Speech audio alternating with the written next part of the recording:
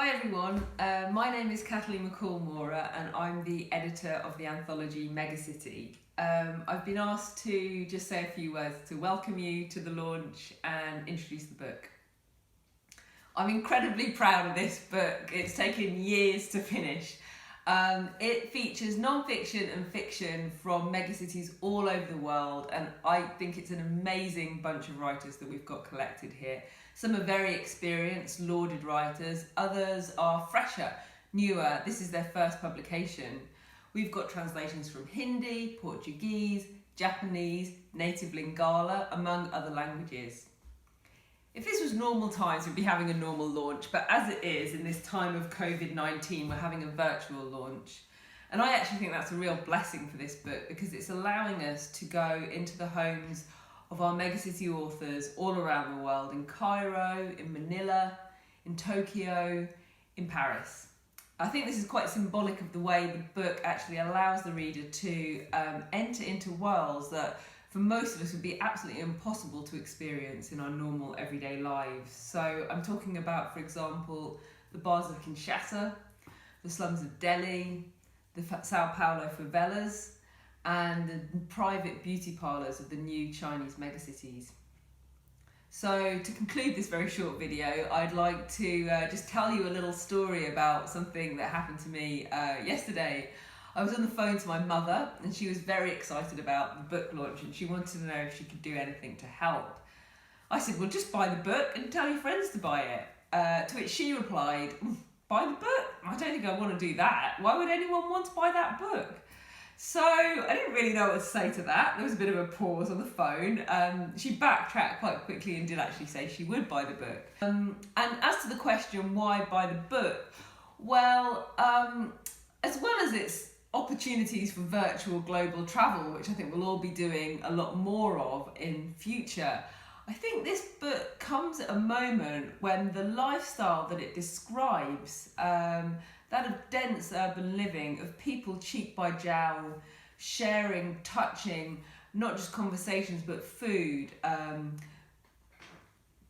drinks, their lives, is in real jeopardy. And I think this book shows us how and why we can live so closely together.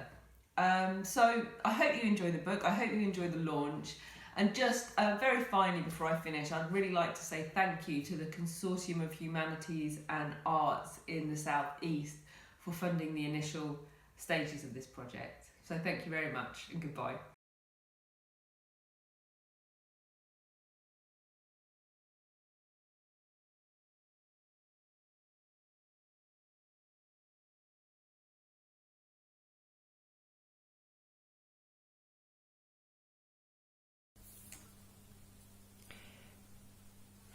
An attempt at exhausting a place in Paris. In mid-October 1974, Georges Perec began work on an attempt at exhausting a place in Paris. For several days, he sat in cafes and bars around Saint-Sulpice and observed the minutiae of everyday life: buses, people, cars, pigeons, plastic bags. His aim was to highlight the things that are often overlooked. The result is a portrait of Paris that allows the city to speak for itself. 43 years later, I set out to document another arrondissement of Paris, using the same premise as Perec, paying attention to what he referred to as the infraordinary. The choice of location isn't insignificant. La Chapelle is a quartier populaire, a melting pot, whereas Saint-Sulpice was and still is a notably bourgeois area. The contrast between the two locations exemplifies some of the changes Paris has undergone since Perec's experience, from city to megacity. Date 16th of January 2017. Time 11:07 a.m. Location Le Capucin, Café. Weather, blue sky, sunshine, biting cold.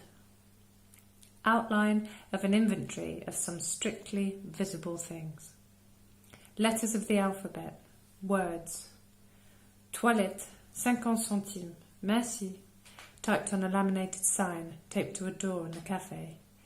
Coluche, in red capitals on a black and white poster, the famous French clown wearing a red nose. Origine viande, France, Pays-Bas. Meat origin, France, Holland, written in faded white chalk on a small rectangular chalkboard in the corner of the cafe. Propreté, cleanliness, printed in black capital letters on clear plastic bin bags opposite the cafe on Place de la Chapelle. One bag is already full and tied shut, the other almost empty. Le système est bad, the system is bad, tagged on the side of a Ford Transit van in plum-coloured paint.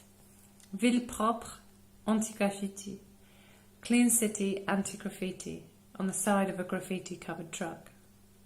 Conventional symbols, 4 sets of traffic lights, 2 no-entry signs, a bus lane, a cycle lane, no parking, no stopping, a picture of a car being towed away by a lorry. Numbers, 35, a bus heading in the direction of Aubervilliers. 65, a bus heading in the direction of Gare de l'Est. 84, stitched in white thread onto a blue parka. Tirage numéro 107, draw number 107 on the TV screen in the cafe, announcing the latest results of the lottery. Fleeting slogans. AB, le propreté, c'est notre métier. AB, cleanliness is our business. Grâce à vous, plus que 3000 tonnes. Thanks to you, more than 3,000 tons on the side of a refuse truck. La La Land, le meilleur film de l'année. La La Land, the best film of the year, on the side of a bus. Cotra, fresh and frozen logistics, printed on the flank of a lorry. Système de fenêtres, portes et façades. Window systems, doors and facades on another. Ground, dark grey tarmac, littered with cigarette butts, scraps of paper and broken shards of bottle green glass. Stone, the curb, the buildings, the viaduct that supports the overhead tracks of the metro. Trajectories, the 35 goes to Le Marais d'Aubervilliers, the 65 goes to Gare de Lyon. A refuse truck parks on the crossroads just opposite the cafe, then heads down Rue Marc Stormois. Colours, green man, pink plastic bag, 2 pairs of camouflage trousers. The digital display board that announces messages from the mairie, the town hall, is blank. In front of the cafe, a young street vendor extracts a black bundle from a Carrefour shopping bag and places it beside him on the pavement. He presses the shopping bag flat against his body and then folds it in half. Again and again, he folds the shopping bag in half until the stiff fabric is squashed into a compact square. Then he rolls it up and tucks it into the back pocket of his jeans. He kneels down and spreads his wares out on the black blanket. Belts, phone covers, winter hats in grey and black. He looks left, then right, then left again. The 302 goes left down Boulevard de la Chapelle. The 35 goes down Rue de Faubourg Saint-Denis. In the blink of an eye, the street vendor gathers up his goods and shoves them back into his Carrefour shopping bag. A taxi with its red light on drives down Rue Marc Stormois. The street vendor has gone. The 302 turns right down Boulevard de la Chapelle. The metro crosses right over the viaduct. The street vendor has returned. He extracts the black bundle from the Carrefour shopping bag and places it beside him on the pavement. He presses the shopping bag flat against his body and then folds it in half. Again and again, he folds the shopping bag in half until the stiff fabric is squashed into a compact square. Then he rolls it up and tucks it into the back pocket of his jeans. He kneels down and spreads his wear out on the black blanket. He looks left, then right, then left again.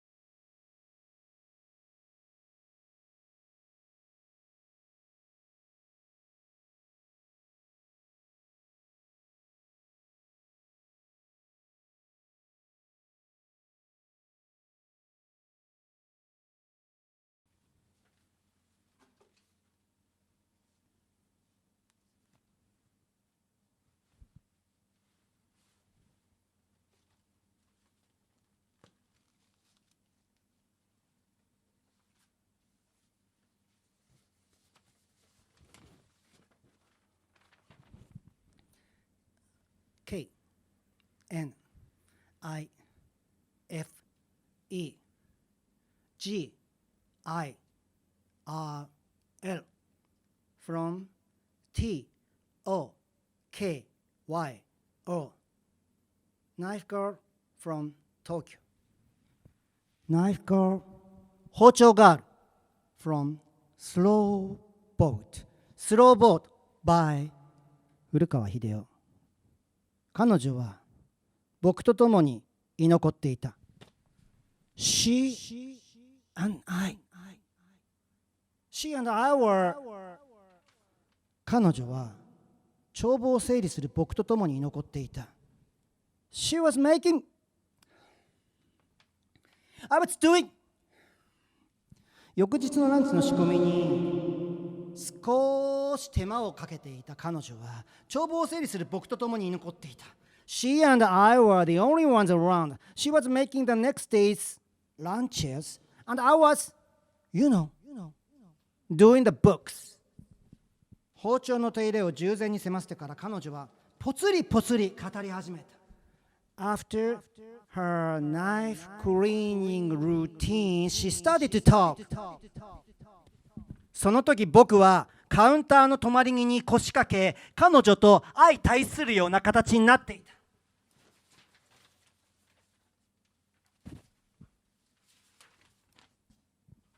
I was at the counter facing her. 彼女はぽつりぽつり語り始めた。She started to talk. 私さ、I am her. 私さ、I am her. 私 I. 店内には換気装置が回る音だけが響いている。The only noise in the room was coming from the ventilator. 私、子供の頃から遊び道具が出刃で。出刃包丁ですか？ I've been playing with blades ever since I was a kid. Blades? Meaning knives? Like this. こういうのがね、と彼女は仕上げ研ぎを終えたばかりの一本を眩しそうにかざした。Like this. She lifted up a razor sharp fish knife, letting it catch the light. キラキラしてたじゃない。It was catching the light. L-I-G-H-T うちは老舗の寿司屋だから赤ちゃんの頃から周りにこれ技物の輝きっていうのかな。だから当然惹かれたのよね。見られたって言うの？ in my house, they were always around. I guess I like the way they sparkled. Legendary blades give off a really intense light, and that caught my eye or like maybe hypnotized me. いろいろ習ったわけ。親父も私の年なんか気にせずにいろはを仕込んでくれて、私は3歳の誕生日には穴子に目打ちして背開きをこなしてたし、それ自分で後で白焼きにして握ったんだけど。My dad taught me all the basics. He never stopped to think about how I was just a baby. On my third birthday, I pinned down my own ear, slit it open, gutted it, broiled it, and made sushi. どんな魚でも5歳までには出刃でおろしたな。I had a fish knife that I used for everything until I was like 5. Then I branched out into other blades. 刺身、釜型、むき物。あれ何歳だったかな。テレビのちびっこ料理人コンテストで準優勝したな。I was on TV on Junior Chef Championship and came in second. 天才少女とコピーがついたもの。They called me girl genius。出たのは小学校の2年か3年生の時だったけれど、柳場での鱗の取り方競技、私中学のちびっこ連中も抜いてダントツ。I was in second grade, maybe third, but I could scare a fish better than any of the middle school kids. Wow! すっごい。Girl genius from TOKYO, from Tokyo, from slow by.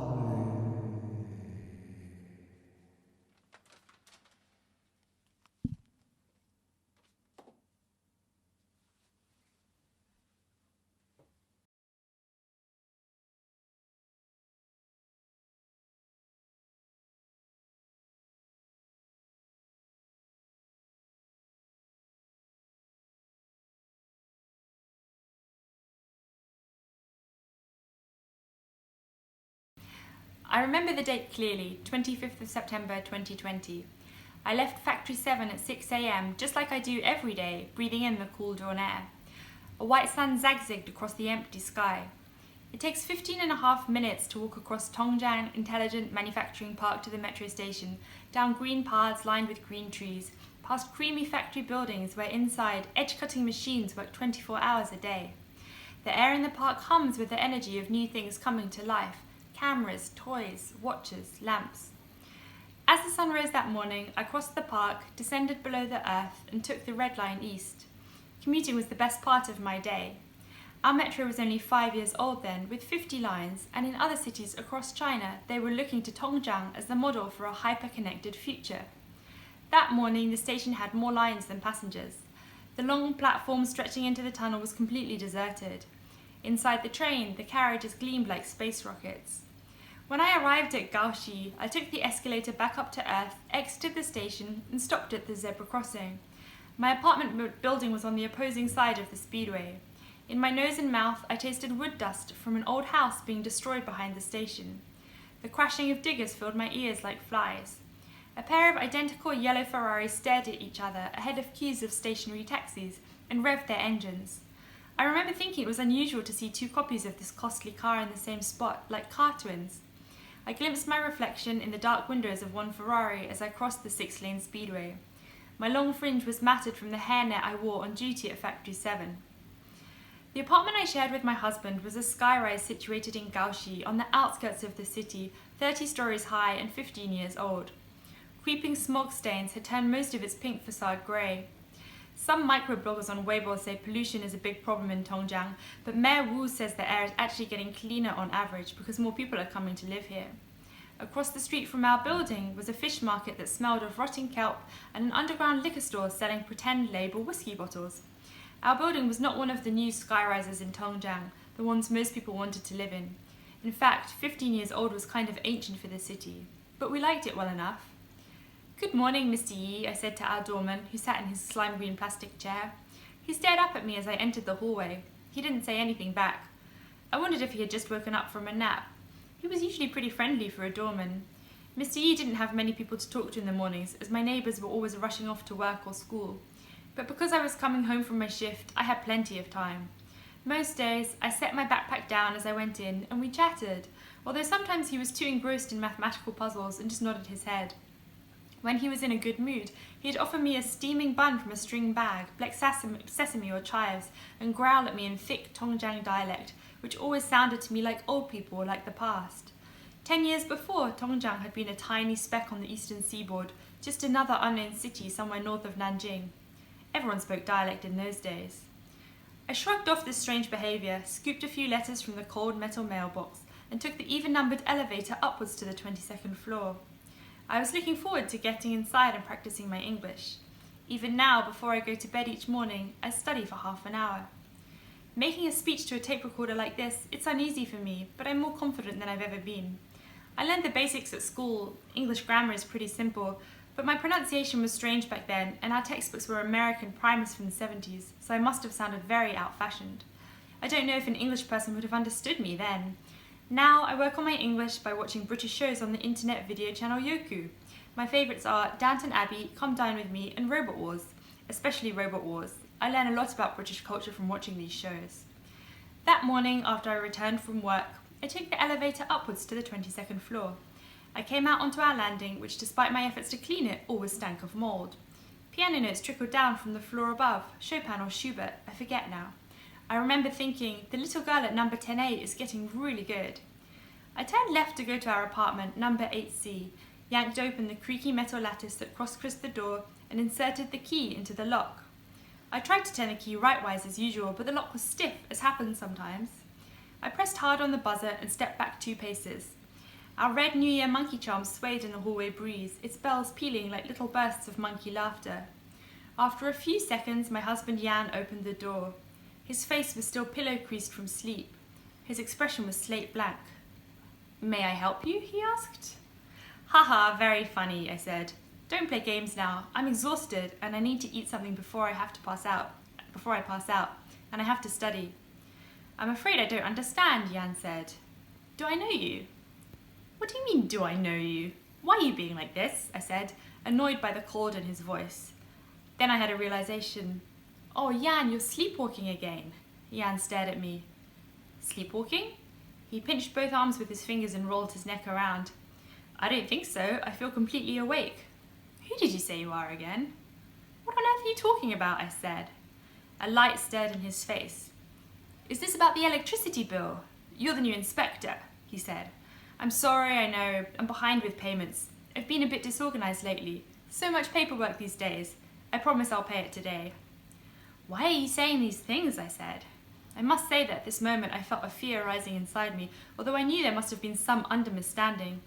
"What's going on here, Jan? Let me in." My husband rubbed his forehead with the back of his hand. He needed to cut his fingernails, I noticed, making a mental note to remind him about it later. His nails were long, and the ones on his left hand were stained golden from where he held his cigarette. This did not seem like the time to bring it up.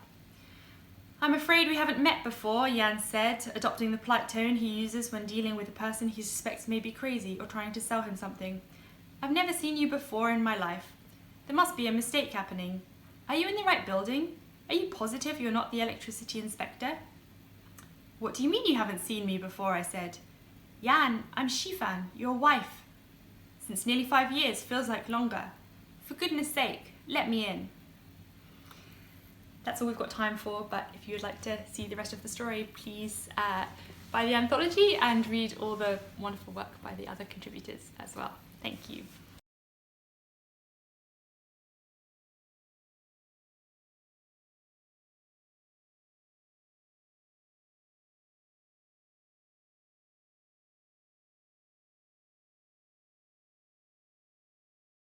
Unsubscribing from Struggle Olympics. Your day starts out at 4:30 a.m. because you are the branch manager of a bank located at Alagomiji, which is on the mainland. But you live at Aja, the bottom end of the island. Missing that alarm means you'll be stuck in the heavy traffic. By the time you clock in, you're slightly late. And your daily visitor, that hectic, which usually kicks in the moment you step into your office, is already sending out minute exploratory eggs. You swallow 2 aspirins and grimly dive into work. After lunch, you go to the back of the office where you swallow a quick cup of coffee and sneak your first cigarette of the day. Back into the fray. You finally arrive home at 11 p.m. Your mom's customary missed calls were waiting on your phone. You call her back as you take off your clothes. Your mother goes into a long ass rant of how hard you went, how your father fucked up again, and ended with that one question: when are you getting married? You reflect on the fact that your mother has been married to your father for 40 years. A man that calling deadbeats is a compliment, as he's given your mother and lately you nothing but grief. Your mother is a hardworking, dedicated Christian woman who'd raised you and your brother all by herself. You wanted to blot out that you'd rather die single than end up like her. Then you remembered her years of sacrifice, so you keep your mouth shut. At 12 p.m., your lover knocks at your door. A gorgeous woman who loves you more than you've never been loved before. It's a Sunday, so your alarm goes off at 8 a.m. It's an unspoken rule that everyone in your organization must either be Christian or Muslim.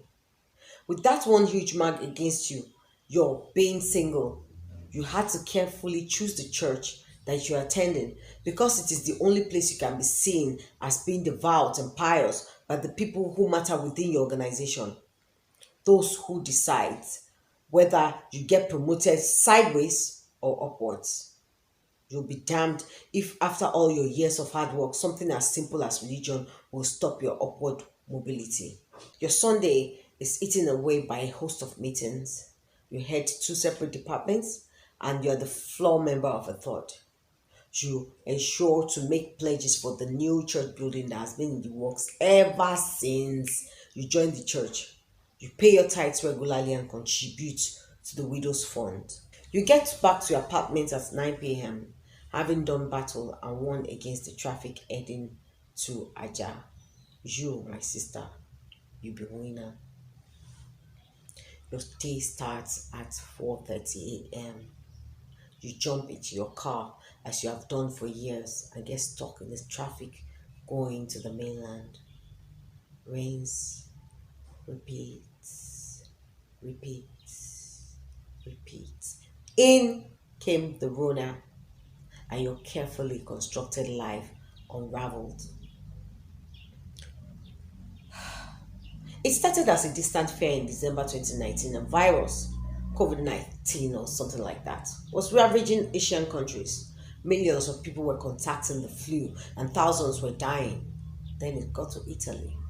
Then it was the United Kingdom, the USA.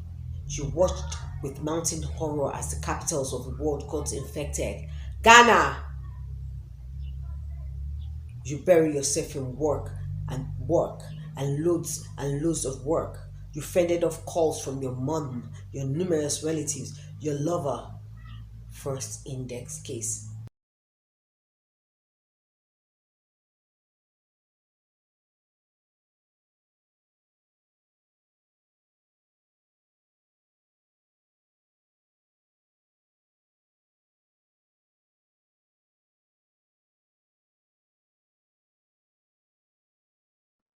Since the Giza Bridge was finished, she started seeing her apartment on the fourth floor as if it were on the ground floor. She was always annoyed by the honking of the cars, yet it was amplified when it was coming above the bridge, as if the sounds were coming from within the apartment. She no longer had the edge, the absence of tenants facing her who could watch her. Passengers in cars crossing over the bridge could see the inside of her apartment, especially if there was a traffic jam, or cars were stalling on the bridge or moving slowly. She started seeing faces gaping at her while she was watching television in the room by the street. She was forced to keep the shutters ajar, then she kept them closed most of the day. It was hard to imagine that those days were gone when she didn't worry about leaving the shutters open and was able to sit in the living room or balcony without anyone observing her. It was not only the problem of the passengers, but also the sweepers who dawdled on the job, since a fast sweep would subject them to another round by their supervisor. Her son Hassan yelled at one of the sweepers for gazing at their apartment, who nodded in agreement and looked toward the sidewalk, though he kept sweeping in the same spot. She could have easily steered them down in the hope that they might understand her rage, but that would mean she would always pull a long face when she stepped onto the balcony. She could no longer stay awake until after midnight. Dawn was the only time she could comfortably stay on the balcony. Then there were only a few cars crossing the bridge, and she could ponder the vast expanse beyond and view the clouds with their different shapes. Once she figured out one shape, she kept staring or looking to find another one. Many a time she viewed the clouds with Hassan as a little boy. She encouraged him to find many shapes. He shouldn't be satisfied with just one shape.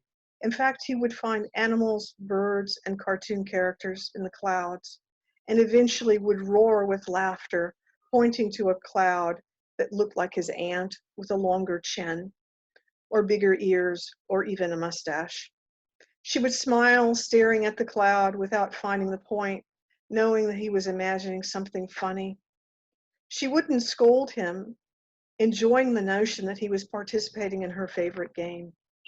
And when his sarcasm surged about the relatives who he imagined in the clouds, she reminded him it was time for lunch.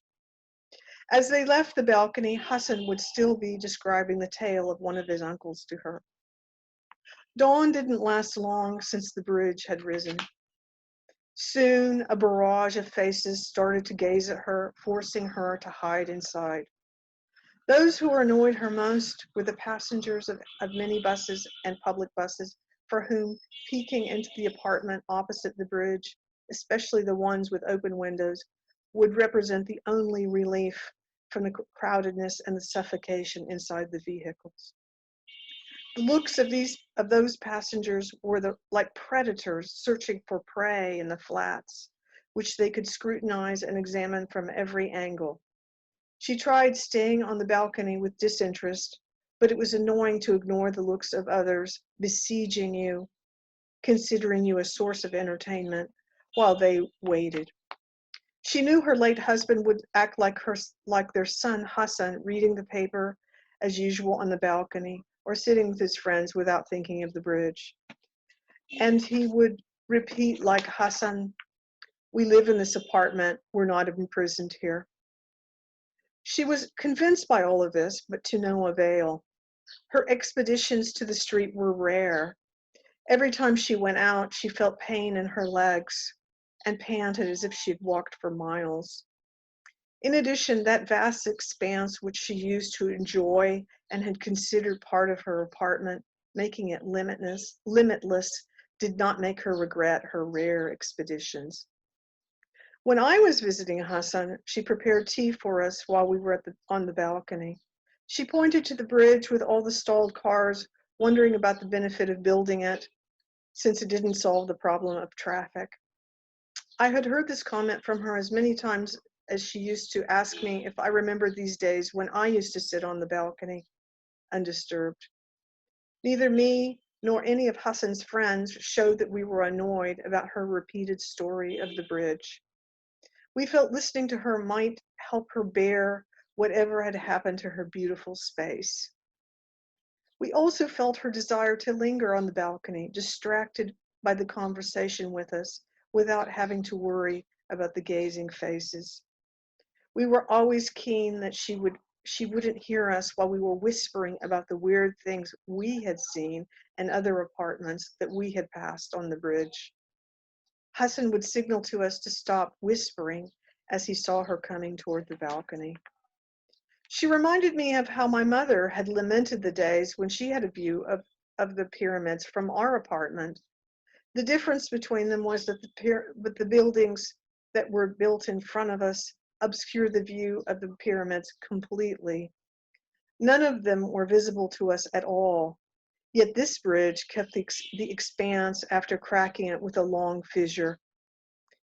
Whenever she saw it, she wished to wake up one day and find it all gone.